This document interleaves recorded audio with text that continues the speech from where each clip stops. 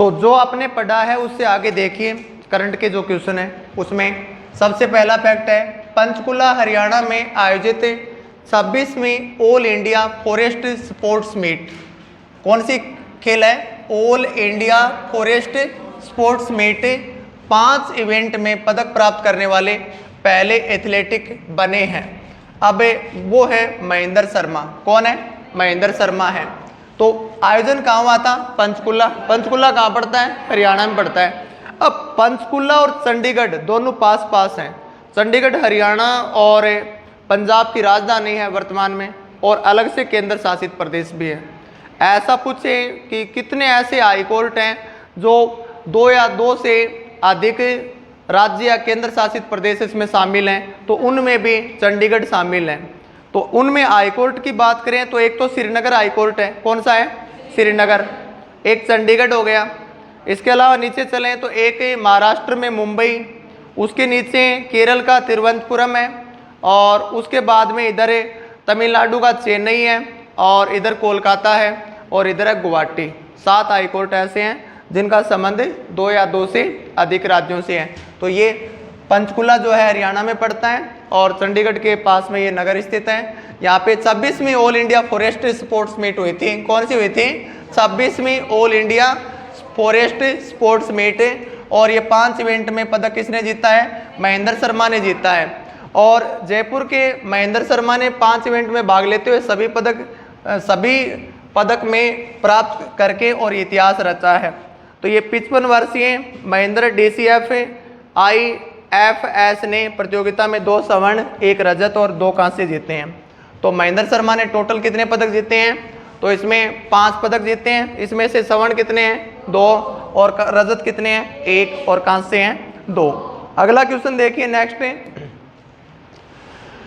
इसमें 1500 metre walk है senior batsman, और 800 मीटर हैं, और 10,000 मीटर है जिसमें इन्होंने पदक जीते हैं। ये बातें आपको बता दी गई हैं।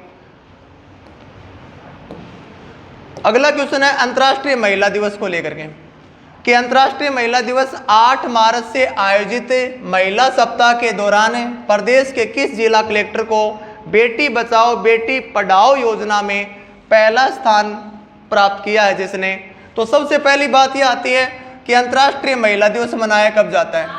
तो अंतर्राष्ट्रीय महिला दिवस कब मनाया जाता है? 8 मार्च को मनाया जाता है। अंतर्राष्ट्रीय महिला दिवस कब मनाते हैं? 8 मार्च को मनाते हैं। अब इसमें सरकार ने एक योजना चला रखी है, बेटी बचाओ बेटी पढ़ाओ। कौन सी योजना है?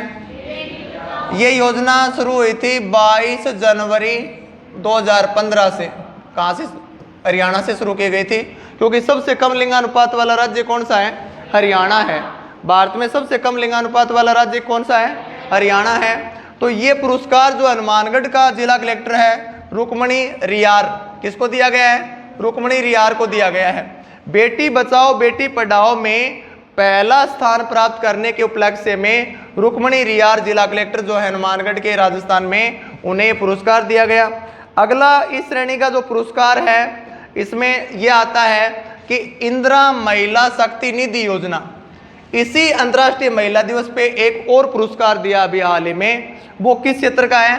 इंदिरा महिला शक्ति निधि योजना एक सरकार की योजना चल रही है। ये दिया गया है लक्ष्मण सिंह कुडी को। ये जिला कलेक्टर कहाँ के हैं? झुंझुनू के जिला कलेक्टर हैं। कहाँ के हैं? झुंझुनू के जिला कलेक्टर हैं। पहला आपने देखा कि रुक्मणी रियार कहाँ के हैं? हनुमानगढ़ के। इन्हें किस क्षेत्र में दिया गया? बेटी बचाओ बेटी पढ़ाओ योजना में पहला पुरस्कार जो इन्हें दिया गया। अंतर्राष्ट्रीय महिला दिवस के दिन इन्हें सम्मानित किया गया। दूसरा आपने देखा इंदिरा महिला शक्ति निधि योजना के तहत किसको सम्मानित किया है? लक्ष्मण सिंह कुडी को सम्मानित किया है। इसके बाद में जो आपने देखा बेटी बचाओ बेटी पढ़ाओ में, इसमें 3 पुरस्कार दिए हैं, पहला, उसके बाद में द्वितीय और तृतीय। तो पहला दिया गया किसको? रुक्मणी रियार को। कहाँ के जिला कलेक्टर हैं? हनुमानगढ़ के। दूसरा किसको दिया गया? जितेंद्र सोनी को। किस क्षेत्र का? बेटी बचाओ बेटी पढ़ाओ योजना का। तो जितेंद्र सोनी कहाँ के जिला कलेक्टर हैं? अलवर के जिला कलेक्टर हैं। तीसरा पुरस्कार अपने जिले के, अपने जिला मतलब चूरू जिले के जिला कलेक्टर हैं सिद्धार्थ सियाग, उन्हें दिया गया।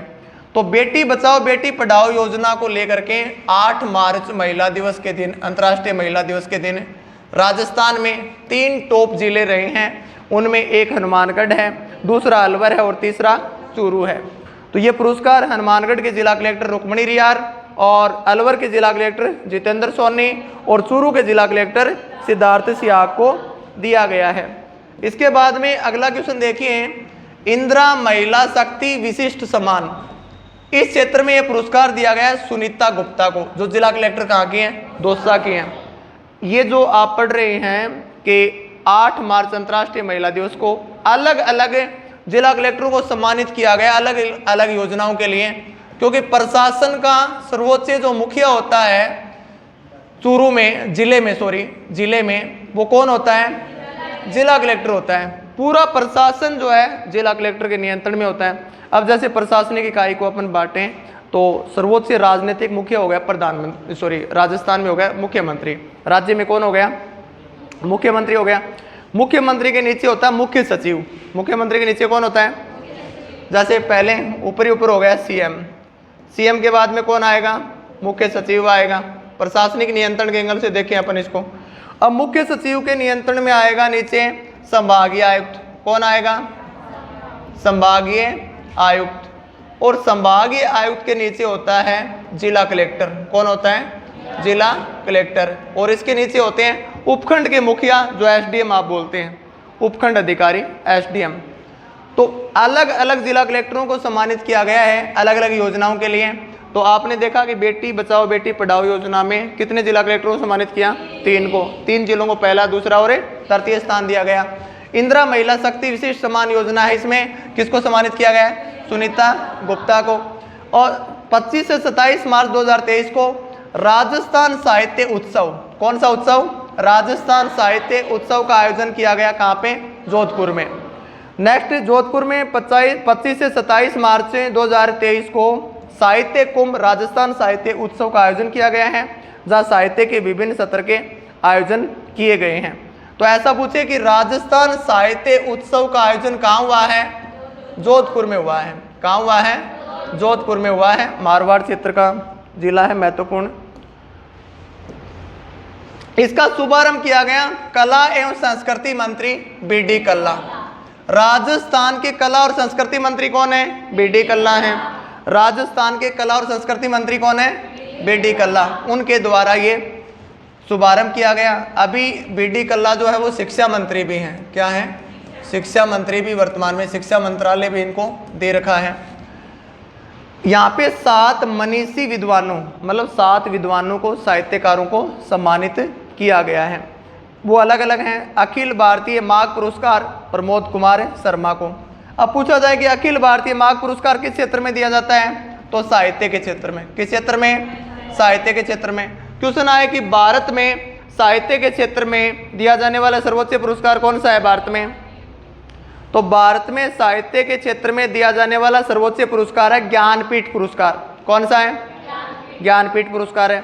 ऐसा पूछे कि राजस्थान साहित्य अकादमी के द्वारा दिया जाने वाला सर्वोच्च पुरस्कार बताइए,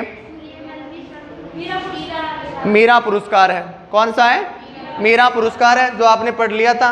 तो अखिल भारतीय माघ पुरस्कार भी किस क्षेत्र में दिया जाता है। अब देखो माघ, एक नाम सुना आपने, महाकवि माघ। क्या नाम सुना है, महाकवि माघ। तो महाकवि माघ जो है ये कहाँ के थे, बीनमाल जालोर के थे। ये कहाँ के थे, बीनमाल जालोर के। अब आपसे ये ऐसा पूछे कि बीनमाल जालोर की यात्रा करने वाले चीनी यात्री का नाम बताएं, तो क्या बताओगे, अवेनसांग। अवेनसांग जो है वो बीनमाल जालोर की यात्रा करने आया था, चीनी यात्री था अवेनसांग। इसने पुस्तक भी लिखी है सीयू की। कौन सी पुस्तक लिखी है, सीयू की लिखी है। किसने, अवेनसांग ने। कब आया था भारत में, 629 से लेकर के और 644 तक रहा। किसके शासनकाल में आया, हर्षवर्धन के शासनकाल में भारत आया था। तो संस्कृत का महाकवि माघ है, उसके नाम पे पुरस्कार दिया जाता है, माघ पुरस्कार है, और ये प्रमोद कुमार शर्मा को दिया गया है। उसके बाद में अंबिका दत्त व्यास पुरस्कार जो है वो दिया गया वैद बनवारी लाल गौड़ को। किसको दिया गया है, वैद बनवारी लाल गौड़ को। इसके बाद में नेक्स्ट आता है राजस्थान उर्दू अकादमी। राजस्थान उर्दू अकादमी जो है इसने भी कुछ पुरस्कार दिए हैं। एक तो इसमें श्री महमूद सिरानी अवार्ड दिया, ये पुरस्कार किसके द्वारा दिया जाता है? राजस्थान उर्दू अकादमी के द्वारा दिया जाता है। असरद अब्दुल हामिद को दिया गया। और एक पुरस्कार है अखार सिरानी अवार्ड, ये आदिल रजा मंजूरी को। तो राजस्थान उर्दू अकादमी ने 2 पुरस्कार महत्वपूर्ण जो दिए वो कौन कौन से हैं? श्री महमूद सिरानी अवार्ड और अखार सिरानी अवार्ड। इसके बाद में आता बाल साहित्य मानसी अवार्ड, बाल साहित्य को लेकर के। बाल साहित्य मानसी अवार्ड किसको दिया गया है? दीविका रमेश, प्रमोद कुमार गोविल और चांद मोहन गोसी को दिया गया है। तो ये हो गए महत्वपूर्ण पुरस्कार। इसके बाद में राजस्थान साहित्य अकादमी पुरस्कार दिया गया है। ये राजस्थान साहित्य अकादमी के पुरस्कार हैं 2, एक का है जनार्दन राय नागर। अब ये जनार्दन राय नागर पुरस्कार कौन सी अकादमी देती है? राजस्थान साहित्य अकादमी देती है। और इसी अकादमी के द्वारा एक पुरस्कार और है विशिष्ट साहित्यकार, ये हबीब कैफे को दिया गया है, हबीब कैफ शिवराज संघानी को दिया गया है। और जनार्दन राय नागर पुरस्कार किसको दिया गया है? चंद्र प्रकाश देवल को। तो हबीब कैफ और शिवराज संघानी। अब शिवराज संघानी जो हैं ये राजस्थानी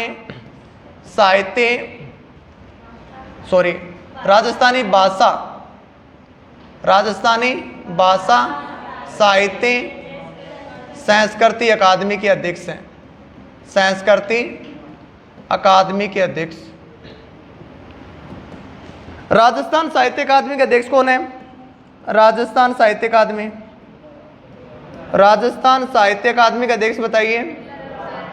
दुल्ला राम सारण। कौन है? दुल्ला राम सारण है राजस्थान साहित्य अकादमी के अध्यक्ष। नेक्स्ट अगला देखें फिर, 1 मार्च 2023 को सप्त शक्ति कमान के जनरल कमांडिंग इन चीफ का कार्यभार संभाला है लेफ्टिनेंट जनरल BS राजू ने। किसने? लेफ्टिनेंट जनरल BS राजू ने। अब देखो भारत के संदर्भ में बात करें सेनाओं के, तो यहाँ पे 3 मुख्य सेनाएं हैं, 3 मुख्य सेनाएं हैं। इसमें एक तो है थल सेना, कौन सी? थल सेना।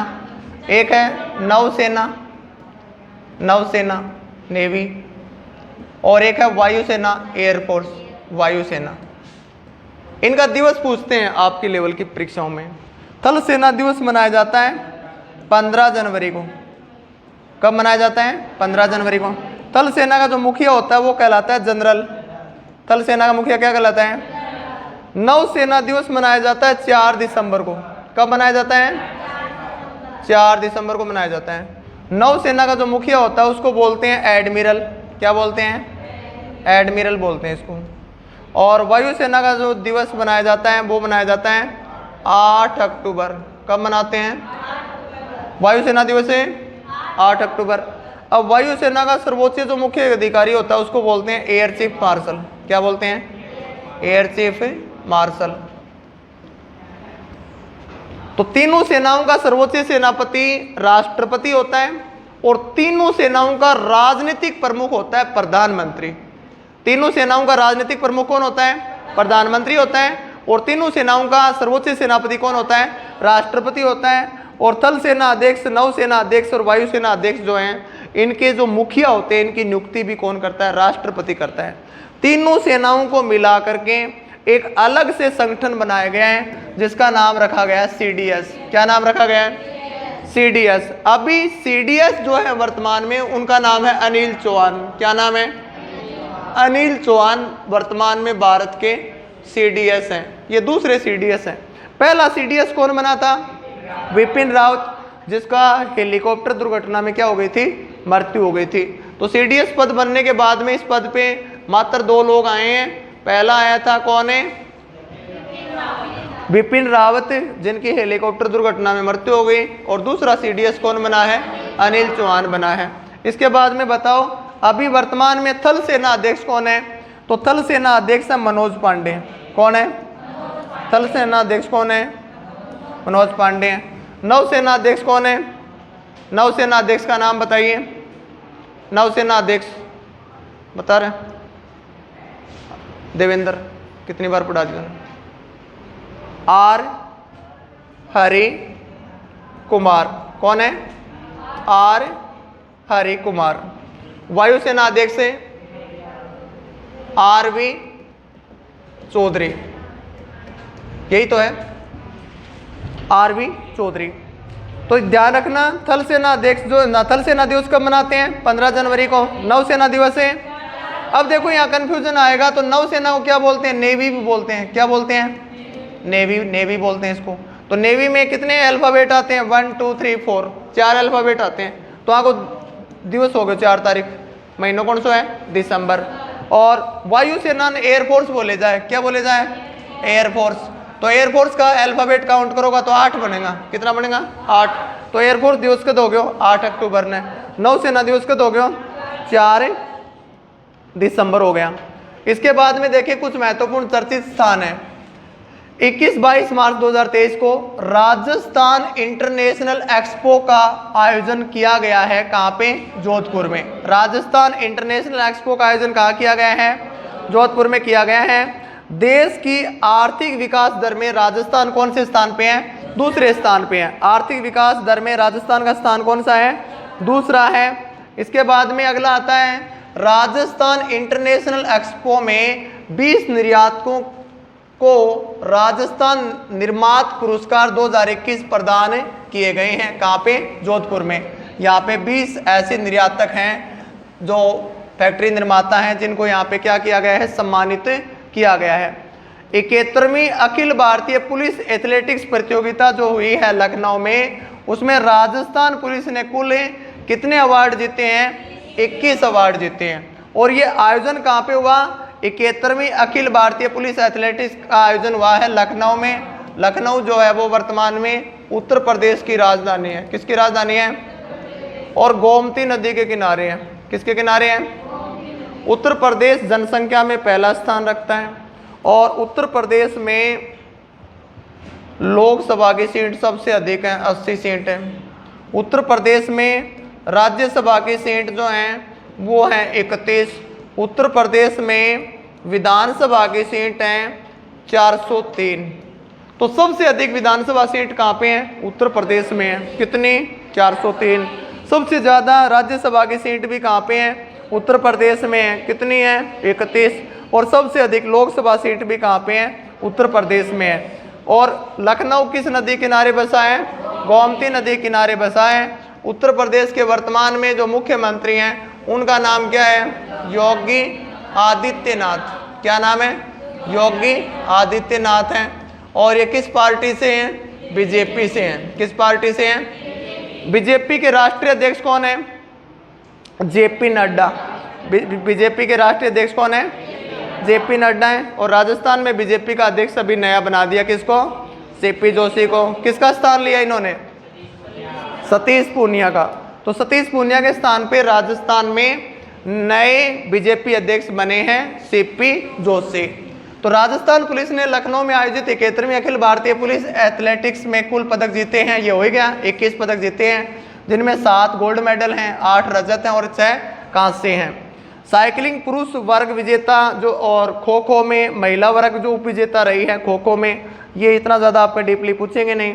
इसके बाद में अगला क्वेश्चन देखिए, 17 मार्च 2023 को मुख्यमंत्री अशोक गहलोत ने विधानसभा में की गई प्रदेश के नए जिलों और संभागों की घोषणा के बाद अब कितने जिले और संभाग हो गए हैं? तो ये सभी को याद है। संभाग कितना हो गया और जिला कितना हो गया? अब इससे रिलेटेड क्वेश्चन आगे इंपॉर्टेंट रहेंगे, आप ध्यान दीजिए, जो आ सकता है आपके लेवल में। राज्य में प्रशासनिक आवश्यकताओं और राजकीय सेवाओं की सुगमता से उपलब्ध कराने के उद्देश्य से अब क्वेश्चन आए कि नए जिलों के गठन क्यों किया जाता है। क्वेश्चन सीधा थ्योरी पर आधारित आ जाए कि नए जिलों का गठन या किसी राज्य में नए जिले क्यों बनाए जाते हैं, जिलों की संख्या क्यों बढ़ाई जाती है, तो उसका ये कारण है कि राज्य में प्रशासनिक आवश्यकताओं और राजकीय सेवाओं को सुगमता से संभाला जाए, प्रशासन के द्वारा हर क्षेत्र को अच्छे से टैकल किया जाए। इसलिए 17 मार्च 2023 को ये तारीख पूछ ले कि ये घोषणा कब की गई थी नए जिलों की, तो कौन सी तारीख है? 17 मार्च की तारीख है। कौन सी तारीख है? कितने नए जिले बने और संभाग नया बना? 3 नया संभाग बन गया। अब देखो कौन सा संभाग और कौन सा जिला जो है वो उससे रिलेटेड। नए जिले बनाने के लिए जो कमेटी बनी है उसका नाम है राम लुभाया समिति। कौन सी समिति है? उसका गठन किया गया था। हाल ही में इसका कार्यकाल बढ़ा दिया कितना, 6 माह। नए जिलों के लिए बजट में 2000 करोड़ का प्रावधान किया गया। पर पूछ ले कि इसके लिए अलग से बजट रखा गया है मुख्यमंत्री के द्वारा, वो कितना बजट का प्रावधान किया गया है, 2000 करोड़ का। वर्तमान जयपुर जिले से जयपुर उत्तर बनाया गया है। जयपुर से क्या बनाया गया है, जयपुर उत्तर और जयपुर दक्षिण। एक जिला ऐसा, ये जयपुर उत्तर और दक्षिण जयपुर जिला को तोड़ा गया। इससे पहले जयपुर मात्र एक ही जिला था और उसके अब कितने हो गए, 2 जिले हो गए। एक ये सबसे इंपॉर्टेंट है दुद्दू के बारे में, और एक कोटपुतली। अब दुद्दू देश में पहली ग्राम पंचायत है जो सीधा जिला बनी है। ग्राम पंचायत थी ये, दुद्दू क्या थी, ग्राम पंचायत थी ये दुद्दू, और डायरेक्ट इसको क्या बना दिया गया, जिला बना दिया गया। ये ध्यान रखना है, दुद्दू एकमात्र ऐसी ग्राम पंचायत है जो डायरेक्ट क्या बना दिया गया है, जिला बना दिया गया है। और जयपुर से जो तोड़े गए हैं, जयपुर उत्तर, जयपुर दक्षिण और दुद्दू और कोटपुतली। कौन कौन से हैं, कोटपुतली, ये जिले बने हैं। इसके अलावा इसमें कौन कौन से ऐसे जिले हैं जहाँ से नए जिले बने हैं, तो गंगानगर से बना है अनूपगढ़। अनूपगढ़ किससे तोड़ा है, जोधपुर से जो जिले टूटे हैं वो देख लीजिए, एक तो जोधपुर पूर्व है और एक जोधपुर पश्चिम है और एक है फलोदी। तो गंगानगर से कौन सा टूटा, ये सारे आपके लेवल में क्वेश्चन है, ये बातें अब पूछी जा सकती है क्योंकि इनकी घोषणा हो चुकी है, तो नाम पर आधारित होने अभी। तो गंगानगर से क्या बनाया गया, जोधपुर से जोधपुर पूर्व, जोधपुर पश्चिम और फलोदी। बाड़मेर से और जालोर से सांचौर, कौन सा है, सांचौर है। नागौर से डीडवाना, उदयपुर से सलूम्बर, गंगानगर से, जोधपुर से और जोधपुर पश्चिम और फलोदी, बाड़मेर से, जालोर से और नागौर से और उदयपुर से। इसके बाद में और देखें जैसे अन्य जिलों के बारे में, तो भीलवाड़ा से क्या बनाया गया, भीलवाड़ा से, अजमेर से ब्यावर और केकड़ी, अजमेर से, सवाई माधोपुर से गंगापुर सिटी, गंगा और भरतपुर से डीग, भरतपुर से, अलवर से अलवर की बात करें तो खैरतल, और सीकर से नीम का थाना, सीकर से नीम का थाना। तो कुल 13 जिलों से 19 नए जिले बनाए गए। कितना जिला तोड़े गया, 13 जिला तोड़े गया और नया कितना बना दिया। और इससे पहले 4 जून 2005 को भरतपुर 7वां संभाग था, 7वां संभाग। भरतपुर 7वां संभाग कब बना था, 4 जून 2000। अब ये वाली तारीख आगे हमेशा चलेगी, क्या थी तारीख, 17 मार्च 2000 जो 3 संभाग बढ़िया और 19 से नया जिला बना। 26 जनवरी 2008 को प्रतापगढ़ 33वां जिला बना था। अभी 33 जिले थे, तो 33वां जिला बना कब था, 26 जनवरी 2008। ये तारीख ध्यान में रखना है, काफ़ी बार पेपर में आई है। 26 जनवरी 2008 को प्रतापगढ़ 33वां जिला बना। और देश में 550 जिले थे जो पिछले साल बढ़ के कितने हो गए, 739 हो गए। अब सबसे अधिक जिले किस राज्य में हैं, सबसे अधिक जिले यूपी में हैं। सबसे अधिक जिले कहाँ पे हैं, यूपी में हैं। कितने जिले हैं, 75। कितने हैं, 75 जिले हैं। राजस्थान सबसे ज़्यादा जिलों वाला देश का तीसरा राज्य बन गया है। कौन सा राज्य बन गया, तीसरा। जिलों की संख्या कितनी हो गई, टोटल 50 हो गई है। अब संभाग की बात करा, जिला की बात आप कर ली, तो संभाग नया बने कौन कौन सा, बांसवाड़ा, पाली और सीकर। कौन कौन सा संभाग बनया, बांसवाड़ा, पाली और सीकर। और नवीनतम जिले आपको बता दिए गए हैं, संभाग आपने देख लिया। अब इसके बाद में खेल स्टेडियम से रिलेटेड क्वेश्चन है। एक चौंप पड़ता है जयपुर में, चौंप कहाँ पे है, जयपुर में है, में बनाए जा रहे विश्व के तीसरे बड़े क्रिकेट स्टेडियम का नामकरण 30 मार्च 2023 मतलब राजस्थान दिवस के दिन को किया, जो अब किस नाम से जाना जाएगा, अनिल अग्रवाल अंतर्राष्ट्रीय क्रिकेट स्टेडियम। बहुत इंपॉर्टेंट क्वेश्चन है इस साल के लिए आपके एग्जाम में। अभी एक नया स्टेडियम बनाया जा रहा क्रिकेट का चौंप जयपुर में, उसका नाम क्या कर दिया गया, अनिल अग्रवाल अंतर्राष्ट्रीय क्रिकेट स्टेडियम, इंटरनेशनल स्टेडियम है ये। और 30 मार्च 2023 को आरसीए और वेदांता के हिंदुस्तान जिंक लिमिटेड के बीच ये समझौता हुआ है और इसके तहत इसका नामकरण कर दिया गया। अब देखो, विश्व का सबसे बड़ा स्टेडियम है मोटेरा। कौन सा है? मोटेरा स्टेडियम, जिसका नाम वर्तमान में क्या कर दिया? Narendra Modi stadium. Narendra Modi stadium Ahmedabad, stadium Ahmedabad विश्व का सबसे बड़ा स्टेडियम है ये। अब 2 नंबर पे आता है विश्व में, वो है मेलबोर्न। क्या है? मेलबोर्न ऑस्ट्रेलिया में। किस नाम से है? मेलबोर्न शहर में है, ऑस्ट्रेलिया में है। और तीसरा हो गया वो है चोंप जयपुर, चोंप जयपुर। तो देखो क्वेश्चन 2 तरीके से बन रहा है यहाँ। एक तो ये बन रहा है कि भारत का सबसे बड़ा स्टेडियम, तो भारत का सबसे बड़ा स्टेडियम हो गया नरेंद्र मोदी क्रिकेट स्टेडियम। कौन सा हो गया? कहाँ पे है? अहमदाबाद में। अब ये क्वेश्चन ऐसे लिखें कि भारत का दूसरा बड़ा अंतर्राष्ट्रीय स्टेडियम, भारत का दूसरा बड़ा तो हो गया चोंप। अब भारत में तो ये दूसरे नंबर पे है, भारत में कौन से नंबर पे है? और विश्व की बात करा तो ये किससे पर है? अब देखो, विश्व में जो पहला और तीसरा दोनों कहाँ पे हैं? भारत में है। 2 नंबर वाला भारत में नहीं है। अंतर्राष्ट्रीय लेवल की, पूरा विश्व की बात करें जा तो विश्व का सबसे बड़ा स्टेडियम तो यही रहेगा, नरेंद्र मोदी स्टेडियम। विश्व का दूसरा बड़ा कौन सा हो गया? Melbourne Australia. और विश्व का तीसरा कौन सा हो गया? चोंप जयपुर। नाम क्या रख दिया?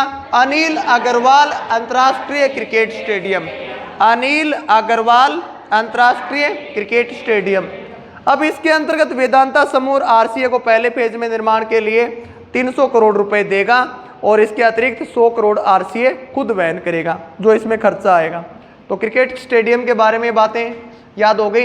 इसके बाद ये देखिए आरसीए का अध्यक्ष को लेकर के, आरसीए का जो अध्यक्ष है वो है वैभव गहलोत। कौन है? वैभव गहलोत जानते हैं आप? क्या को लाडलो है? अशोक गहलोत को बेटो है, ठीक है। आरसीए का अध्यक्ष सही है। और इसका मुख्य संरक्षक सीपी जोशी है। स्टेडियम की प्रथम पेज की दर्शक क्षमता है 40,000, बाद में हो जाएगी 75,000। ये भारत का दूसरा, बता दिया आपको, भारत का क्या है? दूसरा है और विश्व का तीसरा बड़ा स्टेडियम है। और चोंप स्टेडियम का नाम क्या कर दिया है? अनिल अग्रवाल अंतर्राष्ट्रीय क्रिकेट स्टेडियम।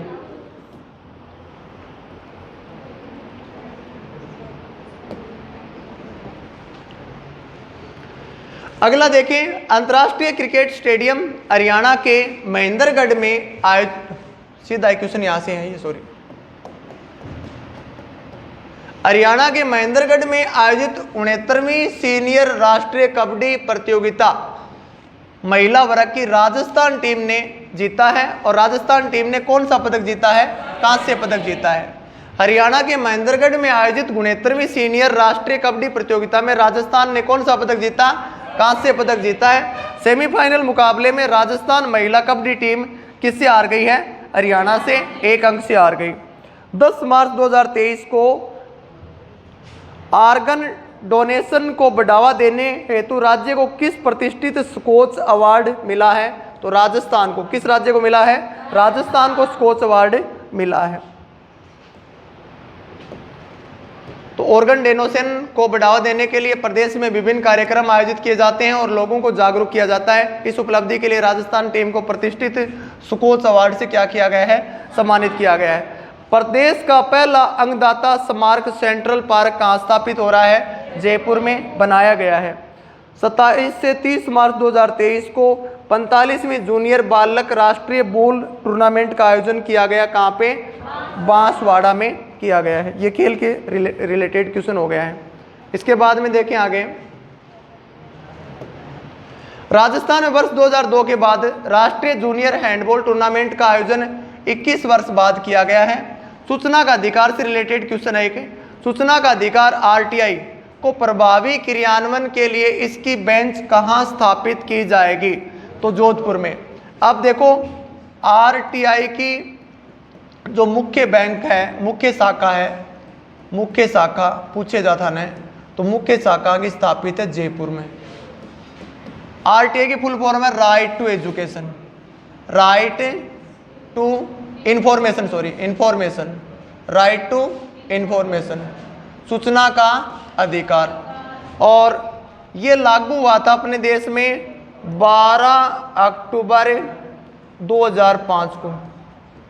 आपसे पूछें कि आरटीआई भारत में कब लागू हुआ, तो 12 अक्टूबर 2005।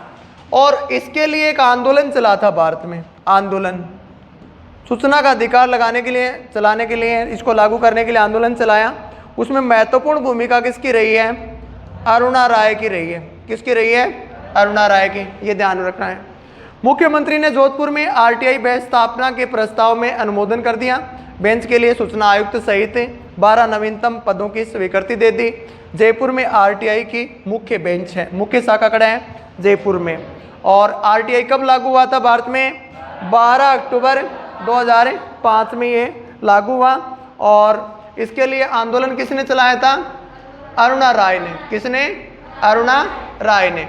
अगला क्वेश्चन है, 4 मार्च 2023 को लोकसभा अध्यक्ष ओम बिरला और केंद्रीय एमएसएमई मंत्री, इसका मतलब है सूक्ष्म मध्यम और लघु उद्योग मंत्री नारायण राणे ने कहां पर औद्योगिक मेले और प्रदर्शनी का उद्घाटन किया है, तो दशहरा मेला कोटा। दशहरा मेला भारत का दशहरा मैदान है जहाँ पे दशहरा मेला भी लगता है। दशहरे का सबसे बड़ा मेला कहाँ लगता है, कोटा में। कब मनाया जाता है, कब मनाते हैं बताइए, दशहरा मेला कब लगता है, आश्विन शुक्ला दशमी को लगता है। काफी बार बता दिया फिर भूल जाते हो। आश्विन शुक्ला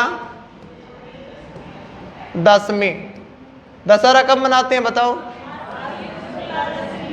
पहले 9 दिन नवरात्रा चलते हैं शुक्ल पक्ष में, एकम से नवमी तक। उसके अगले दिन, नवमी के अगले दिन क्या होता है, दशमी होती है।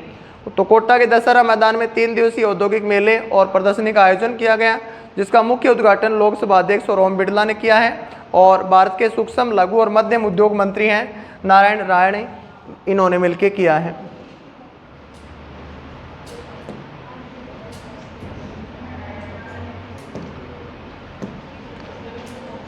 तो देश में एमएसएमई मेस्टर का 30% हिस्सा है और ये रोजगार का सबसे बड़ा क्षेत्र है। कोटा राजस्थान की औद्योगिक राजधानी कहलाती है। औद्योगिक राजधानी राजस्थान की कहाँ पे है, कोटा में है। नेक्स्ट क्वेश्चन है, 13 से 14 मार्च 2023 को 2 दिवसीय राजस्थान मिलेट्स कॉन्क्लेव 2023 का आयोजन किया गया, कहाँ पे, जयपुर में। अब मिलेट्स कॉन्क्लेव का मतलब है मोटे अनाज को लेकर के, मोटे अनाज को लेकर के या अनाज को लेकर के इस कार्यक्रम का आयोजन किया गया है। और इसका उद्घाटन जो है वो किसने किया है, अशोक गहलोत ने किया है। और कहाँ पे किया है, कृषि प्रबंधन संस्थान दुर्गापुरा जयपुर में।